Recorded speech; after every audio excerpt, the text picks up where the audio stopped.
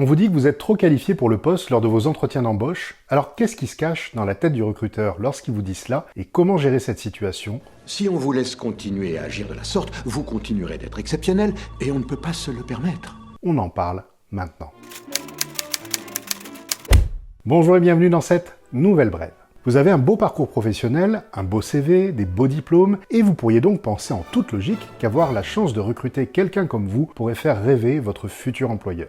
On n'est pas le meilleur quand on le croit, mais quand on le sait. Et pourtant, arrivé à l'entretien, vous vous entendez dire cette phrase frustrante « Vous êtes trop qualifié pour le poste ». Et oui, cette situation peut paraître surprenante, d'autant plus que la surqualification est quelque chose de très fréquent. Par exemple, selon l'Organisation internationale du travail, 20% des salariés dans le monde sont surqualifiés par rapport à leur emploi en 2021. Et si l'on regarde en France, c'est un phénomène encore plus important, car selon un rapport de France Stratégie réalisé en 2017, c'est 31% des salariés français qui seraient surqualifiés par rapport au poste occupé. Donc, qu'est-ce qui peut pousser un employeur à être réticent de vous embaucher alors que vous en avez sous le pied bien plus qu'il n'en faut pour être excellent dans le poste ? Et oui, qu'est-ce qui peut bien leur faire peur dans le fait de laisser par exemple le volant d'une voiture citadine dans les mains d'un pilote de Formule 1 ? Tout ce qui n'est pas le moteur, tu l'enlèves. Eh bien, mettons-nous dans un premier temps à la place du recruteur. Son objectif à lui, c'est de réussir à trouver la bonne personne pour le bon poste. Avec un enjeu qui est très important car un recrutement raté est quelque chose de très coûteux pour l'entreprise, que ce soit en temps, en moyens et donc en argent. Par exemple, selon les différentes études, on peut estimer que le coût d'un mauvais recrutement oscille entre 20 000 et 200 000 euros. Sachant cela, il apparaît tout à fait légitime que le recruteur se pose des questions face à une candidature dont le profil est bien au-delà des compétences attendues. Si tu veux, on peut s'associer, tous les deux. Alors, comme tu le dis si bien, c'est trop beau pour être vrai. Qu'est-ce qui fait qu'un candidat avec un aussi beau parcours que vous postule à ce poste qui ne correspond pas à ce à quoi vous pourriez prétendre ? Et là, les premières idées évidentes qui peuvent lui venir à l'esprit sont que vous avez peut-être vécu un échec important ou des problèmes conséquents dans votre précédent poste, que vous avez postulé ailleurs mais que personne n'a voulu de vous, que vous êtes en difficulté et donc que vous cherchez n'importe quel emploi en urgence même si c'est bien en dessous de vos compétences et de votre niveau de rémunération. Ou que vous postulez ici en attendant de trouver mieux ailleurs et donc que vous partirez à la première occasion. Ou encore que vous avez peut-être envie de lever le pied et de vous la couler douce dans un poste facile dans lequel vous serez donc peu impliqué. Je suis en pleine réflexion, là.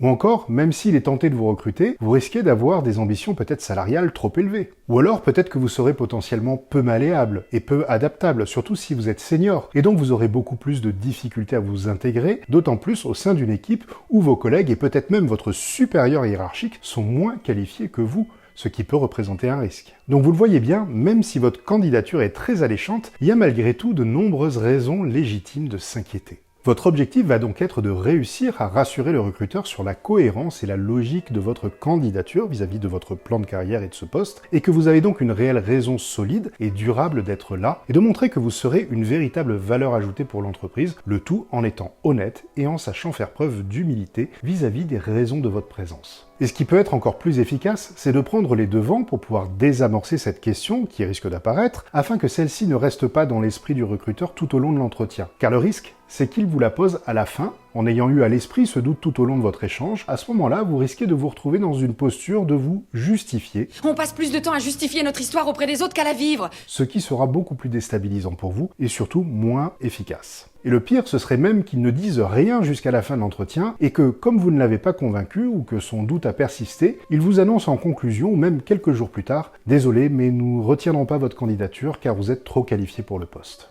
Donc oui, mieux vaut prévenir que guérir. Imaginez par exemple que, en effet, vous ayez candidaté à plusieurs postes correspondant à votre niveau de compétence, et que là, à plusieurs reprises, vous avez échoué parce que, par exemple, on vous a dit que vous manquiez d'expérience terrain comparativement à d'autres candidats. Eh bien, vous voyez, là, cela devient une vraie bonne raison de postuler à un poste plus opérationnel. Et ainsi, par exemple, lorsqu'on vous demandera de parler de vous ou d'expliquer votre parcours lors de l'entretien, eh bien, vous pourrez ainsi en profiter pour prendre les devants et intégrer dans votre storytelling que vous avez constaté que pour accroître réellement vos compétences, vous avez besoin de vous construire une solide expérience terrain réussie avant de pouvoir envisager d'évoluer vers d'autres responsabilités et que votre souhait, c'est justement de pouvoir réussir à développer cette compétence au sein de l'entreprise. Et que si les résultats sont là, eh bien peut-être aurez-vous la possibilité d'évoluer en interne vers d'autres fonctions. Comme vous le voyez, l'idée c'est d'arriver à créer un sentiment de relation gagnant-gagnant, car vous avez fait un constat dans votre parcours, et le poste pour lequel vous postulez permet de répondre à ce constat, ce qui garantit votre implication, et en contrepartie, vous pourrez faire bénéficier à l'entreprise de vos autres compétences et expériences. Ainsi, tout le monde y gagne, et bien sûr aussi, soyez humble vis-à-vis de vos prétentions salariales, car il apparaît évident que le niveau de rémunération risque d'être inférieur si le niveau de responsabilité du poste est inférieur à vos expériences antérieures. Voilà les amis, préparez-vous en amont pour pouvoir désamorcer cette situation le plus naturellement et rapidement possible, et vous pouvez utiliser une structure qui est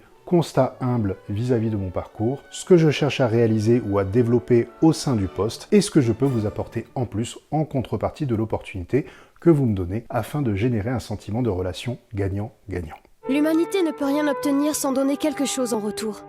En alchimie, c'est la loi fondamentale de l'échange équivalent. Je vous souhaite beaucoup de réussite dans vos entretiens et je vous dis à la semaine prochaine pour une nouvelle vidéo. À bientôt.